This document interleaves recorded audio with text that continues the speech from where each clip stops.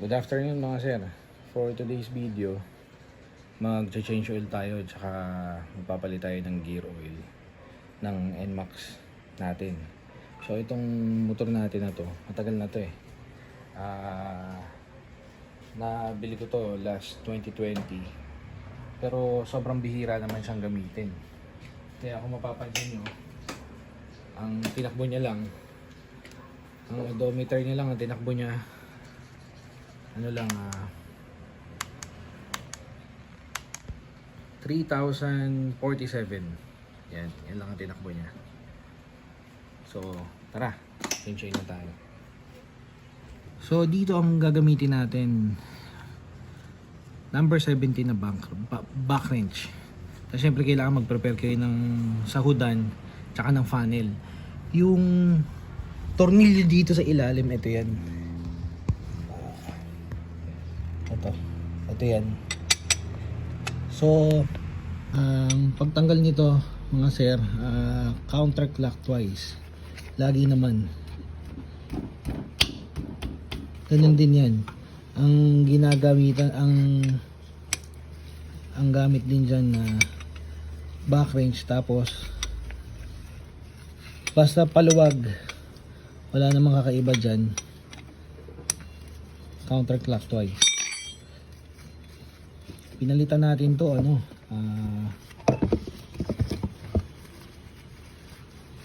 months ago. Tapos naka naman siya, naka 1,000 kilometer naman siya. So make sure na makukuha nyo yung filter tsaka ito.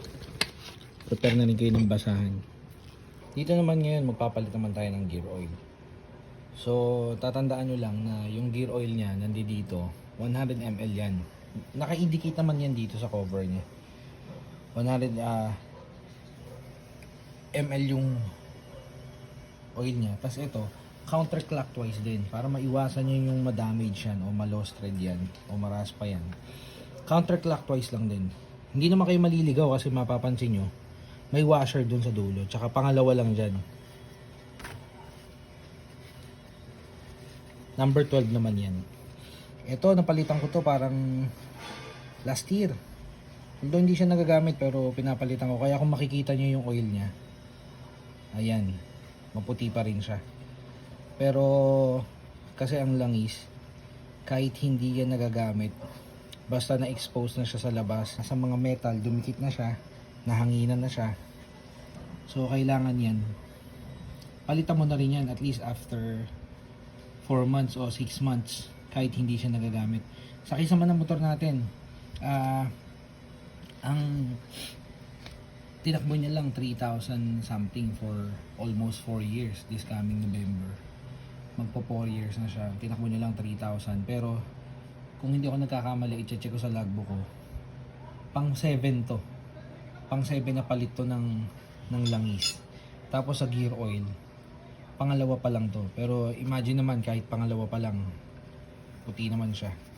Tapos walang indicator na may moisture o nalubog siya. Gamitin natin langis. Last time ang ginamit ko sa kanya JVT. So ngayon ang gagamitin natin, dahil since ang gamit naman natin ay Pertua, tapos may Pertua na sa market para sa gear oil, magpe-Pertua tayo.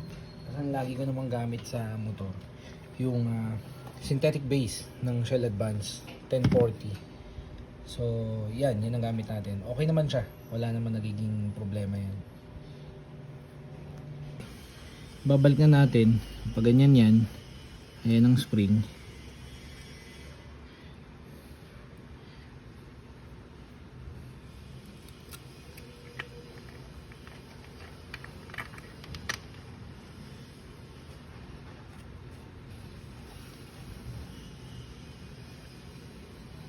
Sa pagbabalik mga sir, higpit kamay lang muna.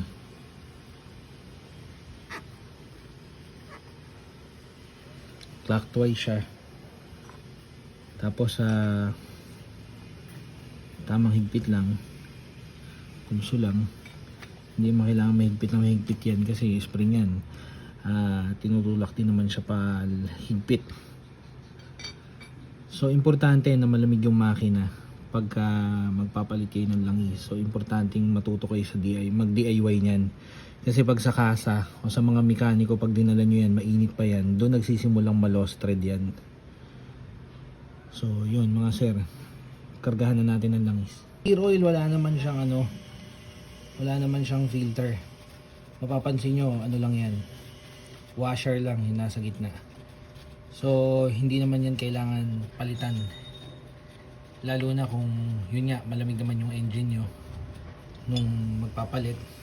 So wala naman mangyayaring yan, hindi naman mapaplat niya ng husto. Again, ito ganun din, higpit pulso lang din. So unahin na natin siyang lagyan. 100 ml lang yan, pero nasa sa inyo, ito kasing Pertua 120. So pwede naman niyang ubusin yan, pero sa akin inuubos ko na. Uubusin ko na yung 120 na yan. Anyway, konti lang naman yung 20 ml na naging additional. Plies.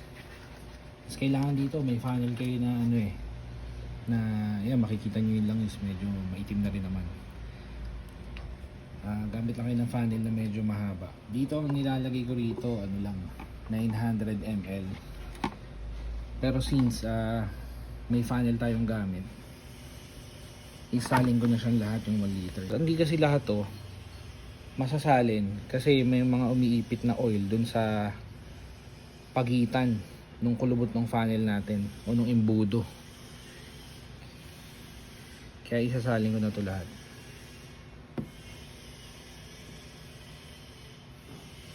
Sa oil naman, basta synthetic base, maganda gamitin yan sa mga automatic kasi yung clutch niyan hindi naman nakalubog sa langis.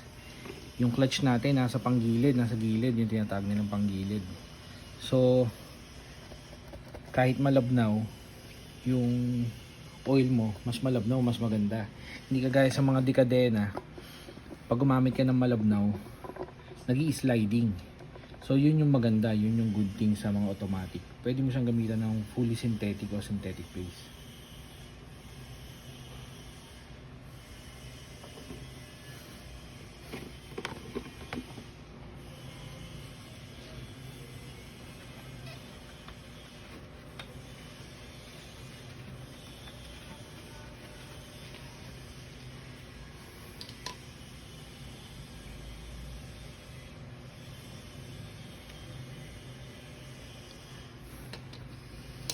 So ayan, okay na, testingin natin. So mga sir, testingin natin siya. Okay na. So yan yung odometer niya, 3047. So ako, ang ginagawa ko, after ko after ko mag change oil, bago ako nag change oil, ang tinakbo niya 1250. So ang ginagawa ko dyan, long press nyo lang yan. Ito, long press nyo lang yan, button dito na shifter nya para magpalit-palit. I-long press nyo lang siya para yun, mag 0-0 na uli siya. Yung 1250 na wala na. So pag naka 1000 kilometer siya, o ako if ever, mag-change oil ulit ako. Yun yung good thing pag ini-erase mo yung record. Anyway, yung kabuuan niya naman na tinakbo na 3047, hindi naman yan mawawala. So ayan, nung nagpalit ako ng langis, so long press mo lang yun. Ayan, wala na yan. Basta oil, pagka pinrest mo yan, odometer nyo na 3047, ito yung trip 1, yan. Hanapin mo lang yung yung tinakbo niya na may oil. Yan, nakalagay. Yan, oil sa itaas.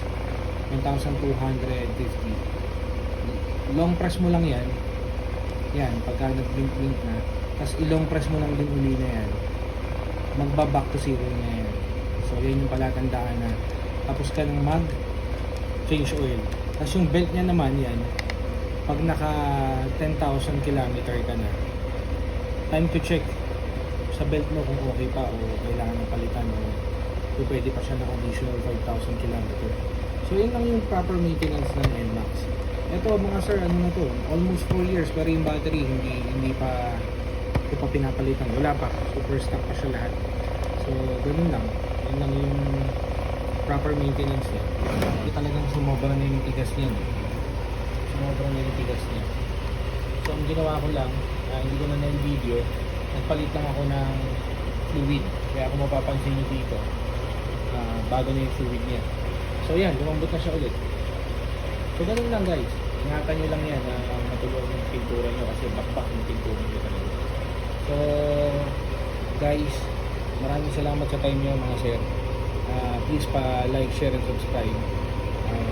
Pa-hit na rin yung notification bell para pag may bagong video, ma-update ka. Thank you, God bless.